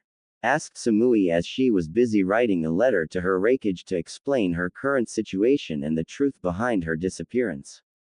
In the kitchen, Kurama had just finished baking the first layer of her child's cake and was in the process of covering it with strawberry-flavored frosting. Precisely, my dear Samui. Even though my son wouldn't admit it out loud, he craves love, attention, and affection. Hence his desire for a sister. And I do so believe you can give him that. Especially given the fact you understand Jinchurikis. You must have an idea on how lonely he was before he met me. The kitsune explained as she licked up some of the pink frosting on her fingers in a sensual manner. Yeah, I do. It wouldn't be cool of me to make false promises or give false hope, so I'll think on it. Changing villages and such things is a big commitment after all. The blonde woman spoke as she continued writing out her letter. Her passive face showing that she was thinking deeply on the matter. But of course, it wouldn't be fair of me to force you. I imagine you have friends and family in Kumo. A young and beautiful lady such as yourself must also have a significant other, yes? The kitsune asked at the end with a small smile. No, there's no one. Never had a boyfriend or girlfriend. Mainly because anyone interested in me was only interested in my body. Samui replied bluntly, not bothering to hide her disdain for such people. Oh, is that so? The kitsune asked with a coy smile, immediately picturing Samui as that kind of sister for her precious kit. Suddenly the phone rang, prompting the red-haired woman to pick it up and answer it. Hello. Anko-chan. Whatever is the matter? Slow down. I can't understand you. My Sochi-kun. What happened with? The pink-eyed kitsune fell silent at the end, then a dark aura surrounded her as the entire apartment shook as though an earthquake were taking place. Cracks appeared in the walls with a harsh crackling and groaning noise. Windows exploded into tiny shards of glass. Samui swallowed hard, a thick bead of sweat rolling down her forehead at the sight. She knew this woman was far from ordinary, but now she believed that she was a force of nature. The kitsune hung the phone and turned around slowly, revealing the sclera in her eyes was all black and her iris were a deep blood-red crimson. Samui-san, would you be so kind as to accompany me to the hospital? I fear I might slaughter someone if left to my own devices. The kitsune asked while her hair became more ragged and feral and her whisker marks becoming more pronounced. Yes. The letter to the wreckage can wait for now. The kunoichi answered, knowing that it wouldn't be wise to allow Kurama to go alone in her enraged state. She caught a few snippets of the conversation on the phone. Had something happened to Kurama's son? Without a word further, the two exited the apartment and Samui followed after her savior. Being an experienced kunoichi, she could tell from Kurama's posture and body language that the red-haired woman was ready to murder someone at the slightest provocation. Fortunately, most everyone they passed by sensed the murderous intent and gave Kurama a very wide berth. Fearing that she might disembowel them for even talking to her. A number of people even went as far as to drop to their knees and bow before Kurama in hopes of appeasing her, knowing her reputation at the Tanuki Club. Once, a client tried to force himself on her. Suffice it to say, he is now better off living as a woman after she was finished with him. Pick up the pace, Samui-san. I won't stop for you if you fall behind. Kurama spoke in a harsh manner as she walked at a rapid pace. Her clawed hands clenching and unclenching as she tried to control her more bestial side. The blonde kunoichi found herself jogging up to the red-haired woman. It was even more evident she wasn't an ordinary civilian. Unknown to them, Kurama wasn't paying attention to where she was going due to her single-minded focus on reaching the hospital and found herself bumping into something. Looking down, she saw it was a little girl with a now empty cone of ice cream. The treat having splattered on Kurama's kimono. Samui was prepared to stop the kitsune in case she became violent but was surprised to see her lean down and spoke, "Era. It seems I wasn't watching my step. What's your name, my dear?" The girl turned neon red at the woman's dignified tone of voice and whispered, "Moegi." What a cute name. Here. Buy yourself a replacement. Kurama answered and placed some Ryo coins into the girl's hand before snapping her clawed fingers and making the stain on her kimono vanish. With that done, she walked off, leaving Moegi stiff as a statue, her soul seemingly leaking out of her body after the exchange. Samui, however, couldn't help but think that Kurama was a very cool person. She was dignified and sultry at the same time, and even in her enraged state her maternal instincts were still quite obvious. She couldn't help but wonder how cool of a guy her son was. Minutes later, they arrived at the local hospital, and the receptionist desk seemed to be empty at the time. Growing impatient, Kurama tapped on the bell for service, causing a shout of "coming" to emerge from another room. The door opened and it was revealed to be a woman with glasses wearing a white lab coat, a messy pile of paper in her arms as she rushed towards the desk, only to slip and fall, which scattered the papers everywhere. Sighing at the woman's blunder, Kurama snapped her fingers, causing the papers to float over towards the desk and reassemble themselves into a neat stack. Besides, this might help speed things along for them all. Thanks. Sorry I'm a bit unorganized. I am Shiho of the Cryptanalyst Division. But work's been kinda slow there, so I'm working here part-time. Well, she was cut off by Kurama, whose face was mere inches from Shiho's face. Oh my, your glasses are a mess. Allow me to clear them up. The caramel-skinned woman spoke as she took the analyst's glasses. Shiho tried to reach for them to get them back, but a finger to her lips shut her down as a slow, shish, came from Kurama. Now. No need to fuss, my dear. Perhaps you might be of assistance to me in turn. The kitsune asked as she sensually licked at the lenses, making the analyst blush neon red, her tongue unable to form a coherent response. Kurama then flicked her wrist, making a handkerchief appear as she cleaned off her saliva from the glasses. Once they were clean, they seemingly sparkled as Kurama replaced them back on Shiho's face with a sly smile. You will. Excellent. What might the room number for one Naruto Uzumaki be? She asked as she tapped the analyst on the nose.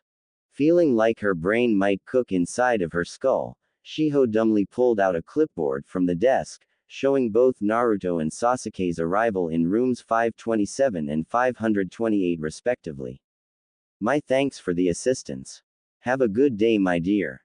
Kurama spoke in a grateful tone before heading for the elevator, leaving the spectacled woman behind with a look of ecstasy on her face as she slumped in her chair. Samui raised an eyebrow and commented, HMPH. You have been surprisingly cool since we left. Did you really need me to keep your temper in check? Maybe I did. Maybe I didn't. Couldn't be too careful. Kurama replied in a casual manner since she preferred to be prepared for anything. At last they arrived at the appropriate room and entered inside, where both Anko and the Sandaime were sitting near Naruto's bed. Upon noticing the red-haired woman's arrival, the snake user dived down to her knees with her head touching the floor as she bowed. She sniffled and cried out, I am so sorry. It's my fault, Naruto-kun was hurt. I accept full responsibility for this. The red-haired woman said nothing for a few moments, until she knelt down and touched Anko on the shoulder and whispered gently to her, I don't hold you at fault. You may get up now. The kunoichi nodded as she slowly got up from the floor, her eyes reddened and somewhat puffy from crying. Kurama then approached Naruto's bed and asked while looking down at her kit. How bad? She asked since her kit's head was carefully wrapped in bandages. Her clawed hand carefully stroking the boy's arm. Good news is the doctors say he'll recover in a few weeks. Bad news is that he also has a concussion and he won't be able to make it by graduation day. Other arrangements shall be made to give Naruto-kun a fair chance given these circumstances. The Hokage explained briefly. He too was upset by this incident. Kurama, however, growled deeply in her throat. While she could heal the head injury without any problem, the concussion was another matter entirely. She didn't know the full extent of that part. For now it would be best to allow nature to take its course. I see. Hokage-sama, I am officially pressing charges against Sasuke Uchiha for attempted murder. She spoke as her hair took on a more ragged and feral appearance. Murder. That's a bit much, isn't? He was cut off by a heated glare from Kurama which seemingly sucked a few years out of his remaining lifespan. His voice dying in his throat at the sight of the angered mother. Sasuke threw a chair at my son. I would say that more than qualifies as attempted murder. Now convene a trial immediately. I wish to have this matter resolved as soon as possible. I refuse to let this go unpunished. I swear to you, Hokage-san, come hell or high water, even if the heavens blacken and collapse, I will get my justice. She spoke at the end with finality. Clearly not going to let this go without some form of reparation. Nodding at her demand, the Sandaime departed to get the councils together so that a trial could be held. The kitsune stared down at her precious kit, tears welling up in her eyes as she forgot both Anko and Samui's presence and suddenly began to sing, You are my sunshine, my only sunshine. You make me happy when skies are gray. You never know, dear, how much I love you. Please don't take my sunshine away. When she finished singing, she leaned down and kisses her kit's cheek. Ever since he had become her child, she developed new and powerful feelings that she could never have felt while stewing in her hatred of humans taking advantage of her and her siblings. She felt a love stronger than even with the Raikudo Sennin, whom she was viewed as a father figure. If it weren't for the upcoming case, she wouldn't dare leave Naruto's side.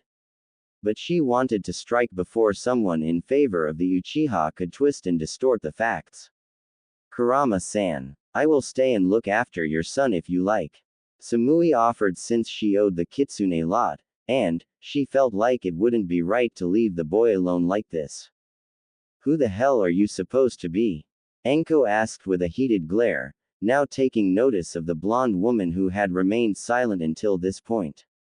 She is Samui. Don't worry. I shall entrust my kid to her for the moment. Anko-san, you're a witness and must come with me for now. There's much to do yet, and I won't rest until I see justice done. Kurama spoke while clenching her fists. When she turned, the two kunoichi didn't see the face of a woman who was distraught. Her face was so hard it seemed like it had become iron, and her eyes seemed to be rubies glittering in a wildfire. Her crying and grieving was finished. Now, she was on a mission. And they had no choice but to comply with her. Kurama gave her kid one final kiss goodbye and departed with Anko, leaving Samui to look after her fellow blonde. She sat by his side and couldn't help but wonder how much he truly suffered as a Jinchuriki. She felt a certain feeling, was it worry? With some concern. She couldn't tell right now. But she did know that she had to consider the wish he made for a sister much more seriously. Hours later. Council chambers. Court is now in session, announced Hiruzen as he banged a gavel to silence the civilian and shinobi councils.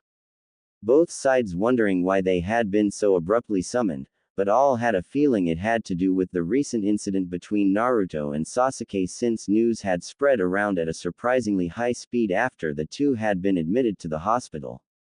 This case is in regards to both Naruto Uzumaki and Sasuke Uchiha, as you may have guessed. Sasuke is being charged with assault and attempted murder. Since neither Naruto nor Sasuke are currently present, Kurama Kitsune has agreed to represent the plaintiff while my old teammate Homura shall represent the defendant. Is this agreeable? The Sandaime asked at the end, which earned only the silent consent of the councils. Nodding in satisfaction, he motioned for Kurama to make her opening statement. She nodded and rose from her seat, now dressed in a dapper burgundy-colored business suit and wearing reading glasses to more fit the lawyer role she was currently assuming. Clearing her throat, she began to speak. I will not dilly-dally or waste your time with flowery words. Some of you are parents just like myself, and you would do anything to protect them. Now then, the facts of the case are as follows. During the course of correctional classes headed by Anko Mitarashi, an altercation began between the two boys, resulting in Naruto telling off Sasuke due to the Uchiha's general attitude. Sasuke then snapped angrily and threw a chair, quite grievously injuring my child, and could have possibly done much worse. As many of you are aware, Sasuke Uchiha still has many scars from the infamous massacre of his clan and family by the hands of his elder brother Itachi. However, he hadn't gotten proper treatment for the trauma, and has deliberately ostracized himself from everyone around him. According to the general testimony of his class, Sasuke is often described as rude, arrogant, entitled, and oft-times downright mean and insensitive. It is both my personal and professional belief that Sasuke Uchiha should never have been admitted into the Konoha Academy without the proper treatment, which made him a ticking time bomb. And now, because of his own ego and impulsiveness, he has deliberately harmed a fellow student. I demand that full reparations be made to both myself and my son, and that Sasuke immediately dropped from the shinobi program entirely, and that his chakra should be permanently sealed. When she had finished her statement, the civilian council was in an uproar, all babbling their own opinions about the case. Kurama couldn't help but think of them as nothing more than monkeys, slinging their feces around while having a tantrum. Kazashi being their head kept them in line. Now that he was dead, they were now sheep without a shepherd. The kitsune then thought that she'd best give them one, lest they defecate one out. Homura then cleared his throat and began to speak. Thank you for expressing your opinions on the matter, council members. Once I have finished my opening statement regarding Sasuke of the Uchiha clan, we can the elder was cut off by the sharp snap of Kurama's clawy fingers. Excuse me, you just said, of the Uchiha clan. You recognize Sasuke as a member of an active Konoha shinobi clan, yes? Then this case is of shinobi concern. While the civilians are allowed to express their opinions, any votes they might cast in this trial is null and void. As stated by Konoha Shinobi Law 129, Article 7, Paragraphs 3. Kurama spoke, surprising everyone with her knowledge of Konoha's laws. She had to thank Mito, since being inside the Shidaim's wife did hold a few advantages, such as an intricate knowledge of Konoha's laws. Though admittedly she didn't ever believe she'd put this knowledge into practice. You aren't wrong about that, Kurama-san. But your son is a academy student, ergo he is a civilian. Therefore the civilian council is, the elder tried to speak but was cut off again by Kurama snapping her fingers. A shinobi academy student, which again, falls under shinobi jurisdiction. Konoha Law 76, Article 1, Paragraph 4. Spoke the kitsune in a tone of irritation. She was not going to give her opposition any room to maneuver, nor would she let them have a voice since they were evidently biased. Hiruzen banged his gavel before the civilians could protest and announced, Kurama-san is correct on all counts. This does indeed count as a shinobi case and falls under such jurisdiction. If the civilian council refuses to acknowledge this, then I shall have all civilian council members immediately ejected from the chambers. With their protests silenced, they were glaring hard at Homura, demanding that he do something about this. The elder coughed and spoke, let's not forget that Naruto wasn't the only one injured. Anko Mitarashi, the teacher at the time, beat Sasuke within an inch of his life. Doctors state that when he wakes up, he may have difficulty eating solid foods. The kitsune adjusted her glasses and spoke up, objection. That is irrelevant towards this case. Anko was merely performing her duty in protecting one of her charges. If she overstepped her boundaries on what was or wasn't acceptable force, then Hokage-sama shall handle her in a separate trial. Indeed, Homura. That is a separate matter. Now let's get back on topic. Kurama-san, do you have any witnesses? The Sandame asked, though he had a feeling that conjuring up witnesses wouldn't be much trouble for her at all. I do indeed. Anko Mitarashi herself, along with a number of fellow students of both Naruto and Sasuke. The kitsune answered with a confident smile. Said witnesses were immediately brought in to give their testimonies in their own words. One by one, they recounted the incident, in detail, all having laid witness to the event. Having heard enough and finding Sasuke's defense to be sorely lacking, the Hokage called for the Shinobi Council to cast their votes.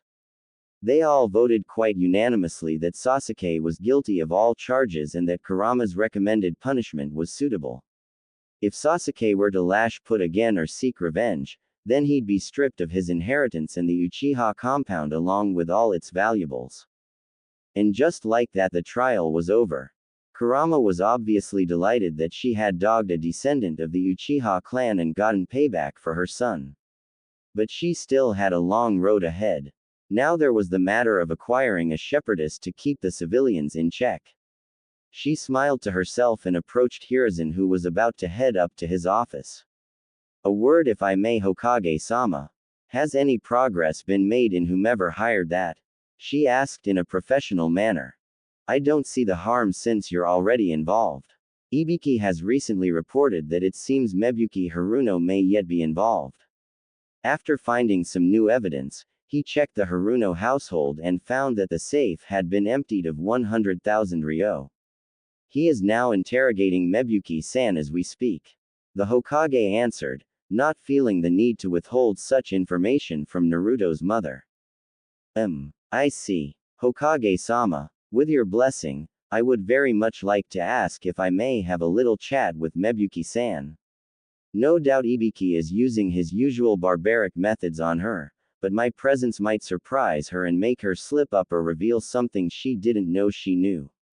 Kurama requested with a smile which hid her true intentions. Hiruzen thought it was exceptionally odd that she would want to speak with Mebuki. But she did have a point, it wouldn't really hurt for them just to talk, right? Very well. I shall make sure you get proper clearance. In the meantime, I suggest you go check on Naruto-kun. She nodded in agreement and immediately departed for the hospital. On the way, she changed back into her usual attire and get a sandals. She inwardly sighed for missing work at the Tanuki Club, but fortunately Madame Nuki was a very understanding individual, although the kitsune's clientele might not be so understanding. But that wasn't truly important. Naruto was perhaps one of the few humans she felt any genuine feelings towards. Her musing was broken as her nose caught the scent of a female following her. Her ears twitched as she heard the sounds of bare feet slapping against the ground as her mystery stalker followed her. Smiling to herself, she would allow this individual to continue following her to ascertain her true intentions. The kitsune med slightly to herself, believing that it might be prudent to hire samurai to protect her child, as evidenced by what recently happened. She couldn't protect Naruto 24/7. But samurai typically only made contracts with nobility and daimyos. But fortunately she had one or two tricks up her sleeve to correct that. Her nose twitched again, catching the scent of blood, venom and serpents. Turning her head slightly, she saw a pale girl hiding in the shadows, her yellow serpentine eyes staring at the kitsune. The mysterious girl then vanished into the shadows, leaving a pleasantly curious kitsune. She might have found a suitable pet for her child. Elsewhere. Hello. Anyone out here? Hello. Yelled Naruto into a seemingly never-ending expanse of white. This place seemed to be a part of his mindscape, but there was nothing here. It was all a blank slate. He wondered if this might be his subconscious mind or something of the like. He sighed and cursed Sasuke for putting him in this situation. It wasn't his fault the Uchiha couldn't handle the truth. Hey there. In a bit of a pickle are we? Spoke a female voice behind him. At first he'd hoped it was his adoptive mother, but this voice sounded different. He turned around and was met with a gorgeous-looking woman who reminded him of Kurama. However, this one was paler and seemed to have a more boisterous posture compared to Kurama's dignified yet sultry disposition. Who the hell are you? Naruto asked as he looked the woman up and down. He had to admit to himself that he wasn't overly picky when it came to women, but due in no small part of his interactions with Kurama and Anko, he developed a bit of a fetish for older women. Checking me out, huh? Can't say I blame you. You have good taste. Anyways, allow me to properly introduce myself. My name is Kushina Uzumaki, and we've got a lot to talk about. Spoke the now identified Kushina with a large grin which widened even further at the look of realization on Naruto's face. Uzumaki. Then that means, he fell silent at the end, as he put two and two together. That's right. I am your mother. And as I just said, we have a lot to talk about. She spoke in a more serious manner. She sat in the lotus position on the ground and gestured for the blonde to join her. He was absolutely brimming with questions and he felt a certain turmoil in his heart. By this time, Kurama was the only mother he acknowledged, and he never asked her why she attacked Konoha or about his parents. Partially because he wasn't interested in the past, or maybe he was afraid to know. But now it seems that it was catching up to him. How was he supposed to handle this Kushina woman being his birth mother? Perhaps he might find the answer if he listened to her story. Who the hell are you? Naruto asked as he looked the woman up and down. He had to admit to himself that he wasn't overly picky when it came to women, but due in no small part of his interactions with Kurama and Anko, he developed a bit of a fetish for older women. Checking me out, huh? Can't say I blame you. You have good taste. Anyways, allow me to properly introduce myself. My name is Kushina Uzumaki, and we've got a lot to talk about. Spoke the now identified Kushina with a large grin which widened even further at the look of realization on Naruto's face. Uzumaki. Then that means, he fell silent at the end, as he put two and two together. That's right. I am your mother. And as I just said, we have a lot to talk about. She spoke in a more serious manner. She sat in the lotus position on the ground and gestured for the blonde to join her. He was absolutely brimming with questions and he felt a certain turmoil in his heart. By this time, Kurama was the only mother he acknowledged and he never asked her why she attacked Konoha or about his parents. Partially because he wasn't interested in the past, or maybe he was afraid to know. But now it seems that it was catching up to him. How was he supposed to handle this Kushina woman being his birth mother? Perhaps he might find the answer if he listened to her story. Chapter 3. The Ties That Bind. The two Uzumakis sat in an awkward silence as Kushina tried to find a way to start out her explanation. Naruto was twiddling his thumbs, he too wasn't sure what to say in a situation like this. He felt a certain trepidation in his heart. You know, it's funny. I could have had all the answers if I only asked Kurama. But neither of us said anything because deep down, we didn't want anything to change between us. We were both happy and comfortable with our roles as mother and son. And I guess, if she told me about my past, we were afraid we might lose something, I guess. The blonde boy mused out loud. Kushina gave a warm and sympathetic smile to the boy she gave birth to and spoke, "Can't say I blame you. I suppose you both felt you didn't truly need the past. Why would you when you were genuinely happy? But still, there are some things you need to know. Let's start with our clan and village, then work our way up." And so she began the story of their clan, their village and its downfall, the truth behind the Raikudo Sennin and the real events of that fateful night Naruto was born.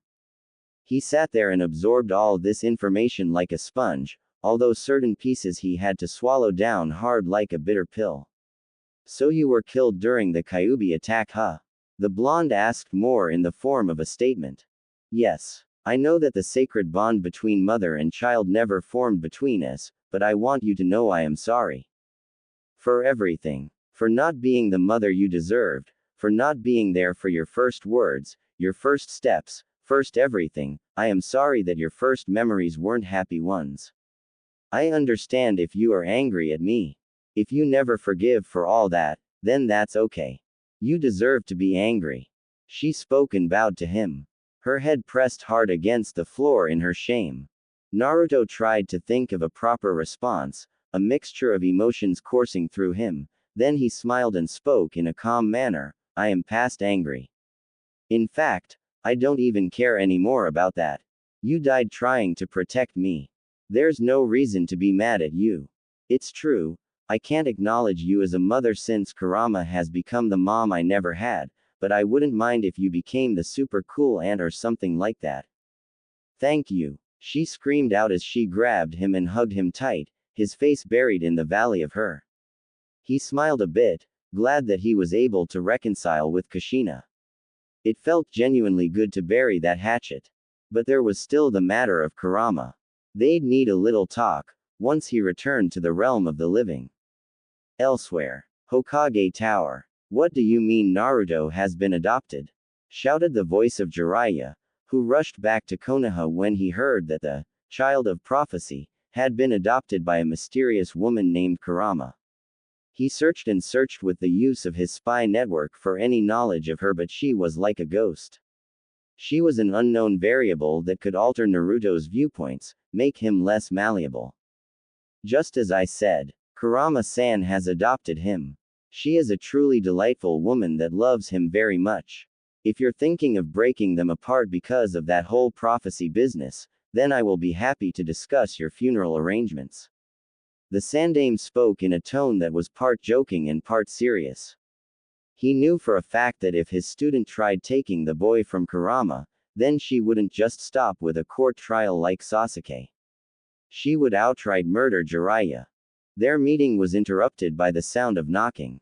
Hiruzen cleared his throat and called out for whoever was knocking to enter.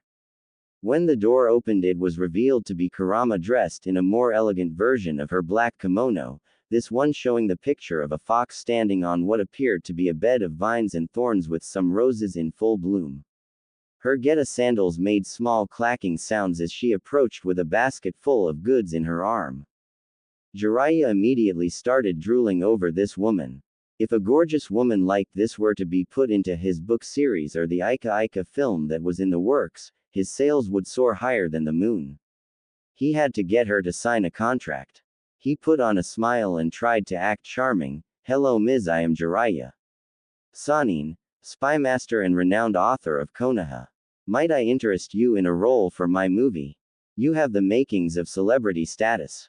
The kitsune gave a coy smile as she turned to him, her pink eyes staring into his for a few long moments, triggering an awkward silence from the Sanin. He tilted his head, wondering if she had heard him. She then asked him in a casual manner, I am sorry. Who are you again? You just said renowned author. Did you write that awful book series with the sparkling vampires and werewolves? At her question, the Sandame struggled to maintain a straight face. He was inwardly laughing his off while Jiraiya seemed genuinely shocked and offended at her response. What? No. Vampires don't sparkle. And my works are the Ika Ika series. He yelled out in irritation. Ah, so you're in the porn industry then? She spoke with a more sinister smile, making the Sanin blubber for a few moments about his books being art. She then giggled lightly and spoke in a faux polite manner. Ah. Pardon my rudeness. Kurama Kitsune, at your service. At her introduction, the toad Sanin visibly flinched. You are Kurama, Naruto Uzumaki's adopted mother? He asked astonished. This woman was nothing like he had envisioned at all. She was, well, just too perfect. Indeed I am. What of it? She asked in order to feign ignorance, already telling what direction this conversation would go. And if he threatened her child, then she would ensure that his body wouldn't be found, ever. I am his godfather and rightful guardian, of course. I refuse to acknowledge you as his adoptive mother. He yelled while pointing an accusatory finger at her, as if he were judging her of some type of a crime. He then crossed his arms and continued to speak. Why you even adopted him in the first place I don't understand. And your point is? The kitsune asked with a yawn, visibly bored by the Sanin and his posturing as a worried godfather. Her question was answered when a fat wad of cash was placed in her hand. Both her and Hiruzen tilted their heads in confusion, wondering why the Sanin had handed over a large amount of money. You take that money, leave Konoha, and leave the boy to me. I'll see to it he grows up how he was meant to. The Sanin spoke in a tone of confidence. His smug look vanished as the kitsune stared at him with eyes full of white-hot fury, making him feel a sickening sensation that some years of his lifespan were being sucked out of him. What are Naruto's favorite movies? What kind of music does he like? What kind of girls does he like? What are his favorite treats?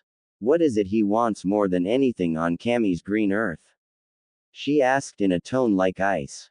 Her enraged aura seemed to be snuffing out all sources of light, and a deep rumbling echoed throughout the Hokage's office as cracks appeared in the walls and the windows started to form spiderweb cracks.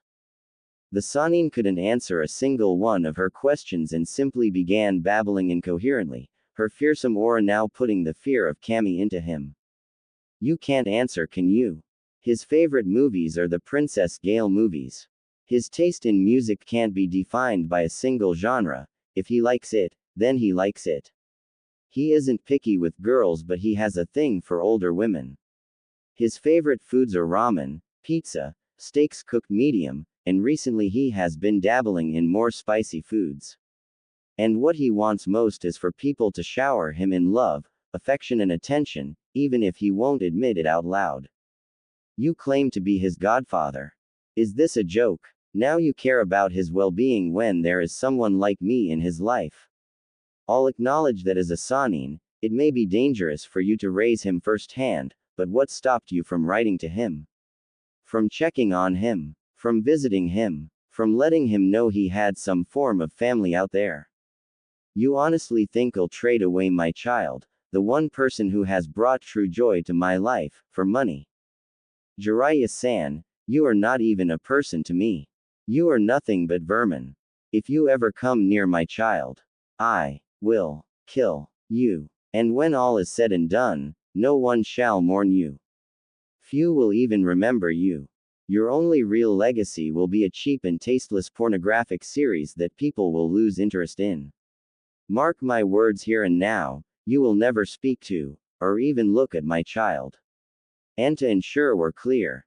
When she had finished her rant, the money in her hands burst into crimson flames. She tilted her hand, allowing the ashes to fall to the floor, making Jiraiya's jaw drop. She just burnt about 5 million ryo without even batting an eye. Her claw-like nails then extended and he felt a sharp stabbing pain in his abdomen. Looking down, he saw one of her sharp claws had stabbed him clean through. He had no time to scream as she swiftly retracted her claw from out of his body, then sent a sharp jab to his jugular, cutting off his windpipe and ability to scream from the pain. She smiled in a sinister manner since she directed some of her Biju chakra into him. In a few days, the residual chakra in his body would target his prostate, and then begin eating away at it like a cancer. Oh, how delicious it would be when he would be forced to have it removed. Now that she was done with this waste of life, she had other matters to attend to. I am terribly sorry about the mess. This filth's blood is soiling your rather nice carpet.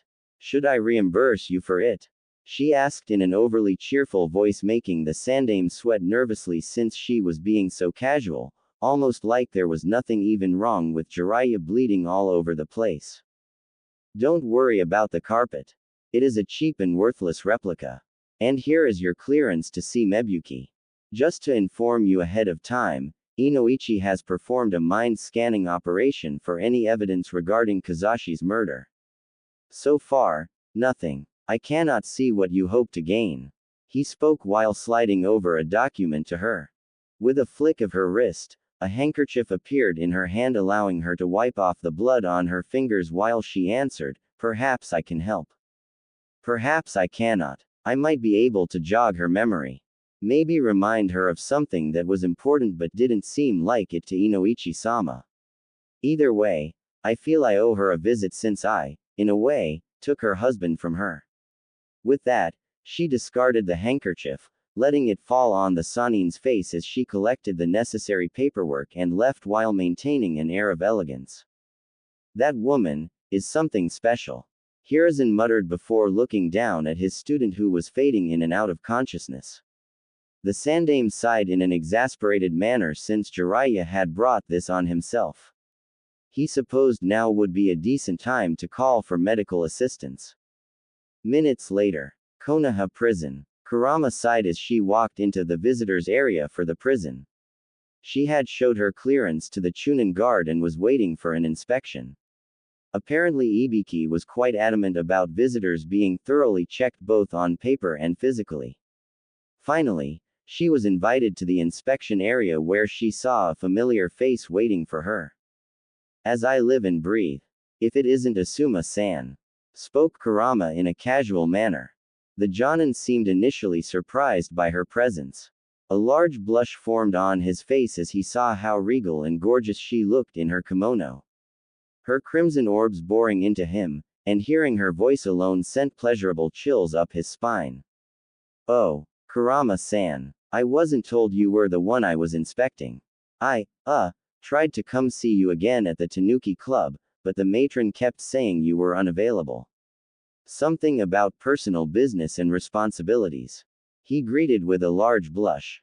He was forced to hold his cigarette between his fingers to avoid sucking in too much smoke. He felt like his heart was being pounded against a drum while in the presence of this woman.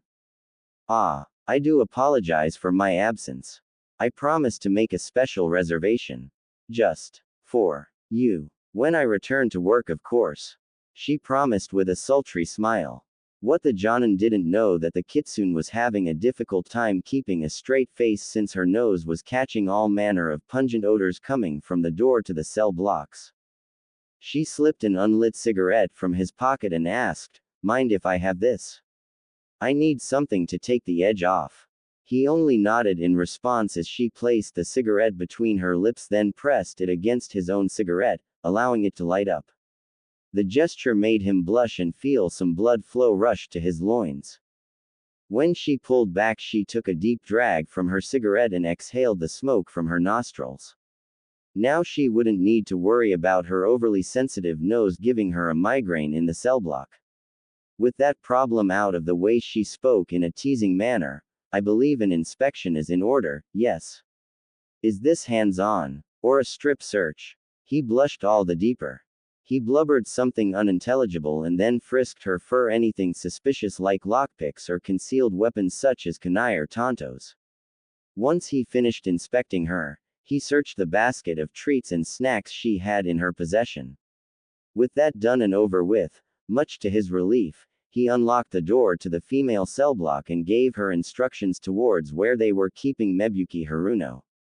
She thanked him for his help and walked down the cell block, avoiding the lecherous stares of the guards and female prisoners. If any of them got a little too grabby, then she would twist their wrists and rip off their hands. She stopped in front of one particular cell where a woman was performing push-ups instead of making lewd comments or wolf whistling like the others. This woman finished then stood up, allowing Kurama to take in her features. This woman has black hair and brown eyes and wears a gray and brown robe with fox pelt lining the collar. She also possesses tattoos resembling flames on either sides of her face around her eyes. And partially revealed on her chest was a brand that seemed like a fire emblem of some sort the kitsune recognized. Noticing that Kurama was staring at her, the woman asked bluntly, "Something you want?" "I am uninterested in women if you're thinking